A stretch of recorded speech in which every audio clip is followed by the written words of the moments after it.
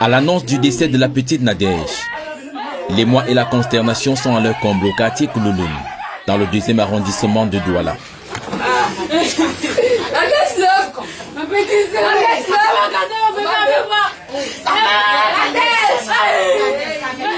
L'émotion est encore plus grande lorsque la dépouille franchit le seuil de la porte familiale. Que s'est-il réellement passé? Des langues accusent son propre géniteur, déclarant que ces derniers auraient fatalement bastonné la défunte à l'aide d'une machette. Le mis en cause dément cette version, mais reconnaît tout de même avoir eu une chaude explication avec l'adolescente, dont les sorties nocturnes l'exaspéraient déjà. J'étais fâché parce qu'elle était sortie depuis 16 h, elle ne rentrait pas. Je l'ai cherché, envoyé les enfants partout le chercher. Finalement, elle est rentrée, c'est vers les 22 h quelques, 22 h 30 comme ça, qu'elle est arrivée. Je lui ai demandé d'où sors-tu. Elle commençait à bégayer de gauche à droite. Bon, je l'ai appelée dedans. Moi et elle, nous sommes deux dans ma chambre. Je lui ai posé la question. Elle me dit là où elle était exact. Qu'on l'avait envoyé d'aller chercher les trucs. J'ai dit non. C'est pas à toi. Même si on t'a envoyé, tu pars à 16 h quand tu es parti, tu devais rentrer à la maison. Durant les explications, les esprits se seraient donc échauffés entre les deux. Il y avait la machette à côté, on s'est discuté avec elle. Et la machette, quand je lui ai parlé, je lui ai montré la machette, voilà, dis-moi la vérité, sinon il y aura l'autre. Quand je voulais prendre la machette, elle s'est sautée, elle m'a arrêté.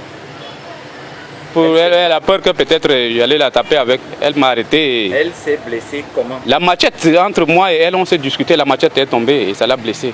Quelques jours se sont donc écoulés avant que la petite ne manifeste des symptômes du tétanos, d'après le témoignage de cette voisine. J'étais assise là dehors, je ne savais même pas ce qui s'est passé, je ne savais pas qu'il est comme ça, on a amené un enfant là-dedans qui était souffrant. C'est ma belle-soeur qui me dit, il y a une petite là qui vient puiser l'eau plus. Ma belle-soeur demande mais que c'est comment avec l'enfant là. La petite là dit à ma belle-soeur que l'enfant est en train de, elle tripote un peu, elle tripote. D'où ma belle-soeur dit que, s'il te plaît, comme tu causes avec des gens là, va leur dire que ça c'est le symptôme du tétanos. Je me lève et dis que qui s'agite, je ne savais même pas qu'il y a un cas là-bas dedans. Je pars dans là-bas dedans, ils sont au sol, ils sont en train de, je ne sais pas, monter, descendre. Je ne sais pas si peut-être ils se battaient par là à l'hôpital ou quoi, je ne sais pas. C'est d'où je viens dire que la mère, ça c'est le tétanos. Parce que moi j'ai eu ce même problème là, c'est même pas encore fini. Je lui montre ma blessure que j'ai eue aussi. Il faut amener l'enfant là à l'hôpital. Le constat du médecin laisse croire que la petite avait eu de vieilles blessures qui se sont infectées avec le temps et qui serait à l'origine de son malaise. J'arrive donc à l'intérieur avec la mère, le docteur demande qu'est-ce qu'il y a. On dit que l'enfant a la blessure, elle coupait le bois avec la machette, le bois, les touché au niveau du pied. C'est d'où le docteur vient, il demande c'est depuis quand.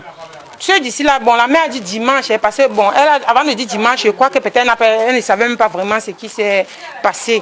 C'est d'où on demande à l'enfant que ça s'est passé quand. L'enfant dit samedi, c'est d'où le docteur enlève la bande sur le pied. Moi, je vois la blessure se creux, le docteur va se creux. Le docteur appelle sa collègue, il dit au docteur que mais ça, c'est même pas une histoire qui s'est passée tout restant. Parce que quand je regarde la blessure, ce n'est pas une blessure de samedi seulement. C'est d'où l'enfant ouvre la bouche, elle dit que ça s'est passé samedi.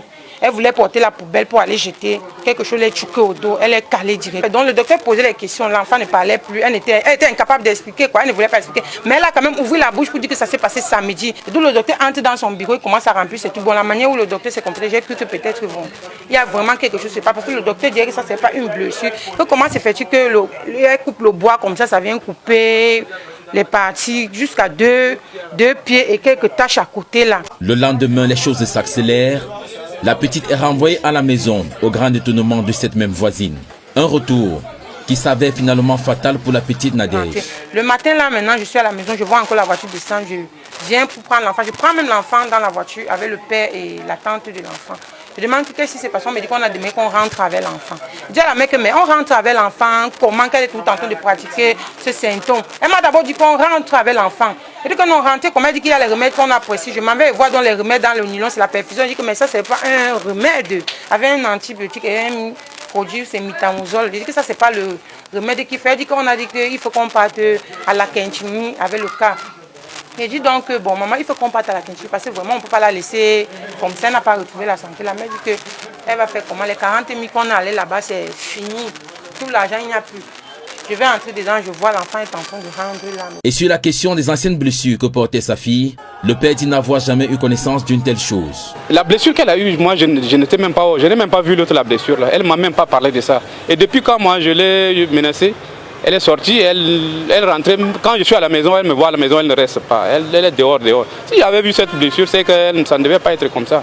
Le papa interpellé par les éléments de la gendarmerie, dira-t-il exactement ce qui s'est passé entre sa fille et lui? Seule l'enquête qui est en cours permettra de faire la lumière sur cette triste affaire. Et comme un malheur n'arrive jamais seul, au lendemain du décès de l'adolescente, l'épouse a quitté le foyer conjugal. Elle dit craindre pour sa vie. Selon elle, elle est aussi victime de façon récurrente de violences conjugales.